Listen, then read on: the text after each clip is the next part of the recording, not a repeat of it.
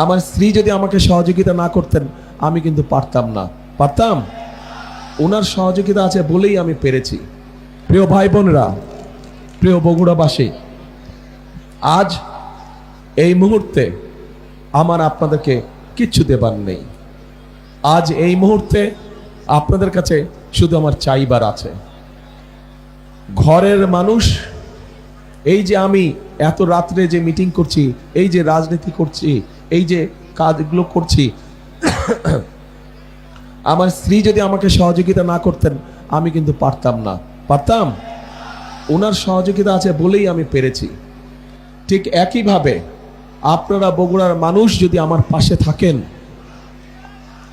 আপনারা বগুড়ার মানুষ যদি আমার পাশে থাকেন, আমাকে যদি মানসিকভাবে শক্তি সমর্থন আপনারা দেন, তাহলে ইনশাআল্লাহ আমরা বাংলাদেশকে আগামী দিনে একটা সুন্দর, ভালো, শক্তিশালী অবস্থানে নিয়ে যেতে পারবো।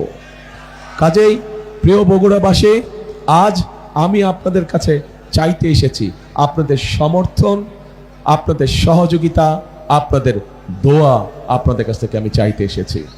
এবং এই সব কিছুর সাথে যেই কথাটা আমি সব জায়গায় বলি, যতগুলো নির্বাচনী সভায় গিয়েছি সব জায়গায় বলি, কারণ এই কথাটি আপনাদেরই আরেক সন্তান সবসময় এই কথাটি বলতেন। তার নাম হচ্ছে শহীদ রাষ্ট্রপতি জিয়াউর রহমান। উনি বলতেন, দেশকে গড়তে হলে আমাদের সকলকে ঐক্যবদ্ধ থাকতে হবে এবং ঐক্যবদ্ধভাবে আমাদেরকে কাজ করতে হবে। আমরা কাজ না করলে আমাদের দেশকে আমরা গড়ে তুলতে পারবো না।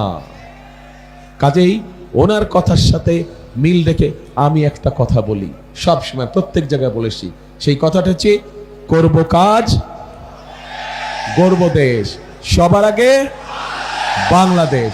আবার বলি, করব কাজ, সবার আগে বাংলাদেশ, ইনশাআল্লাহ। প্রিয় ভাই বোনেরা, অনেক রাত হয়েছে, আর কথা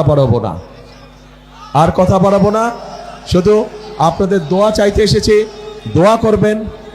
দোয়া করবেন আপনাদের উপস্থিত প্রত্যেকটি মানুষ এবং আপনাদের মাধ্যমে সমগ্র বগুড়া জেলার প্রত্যেকটি ইউনিয়ন, প্রত্যেকটি গ্রাম, প্রত্যেকটি উপজেলা, প্রত্যেকটি পৌরসভার প্রত্যেকটি মানুষের কাছে আমি দোয়া চাই, যাতে আপনারা বগুড়ার প্রত্যেকটি মানুষ আমাকে, আপনাদের এই সন্তান তারেক রহমানকে নিয়ে যাতে আপনারা গর্ব করতে পারেন, সেই দোয়া আমাকে করবেন।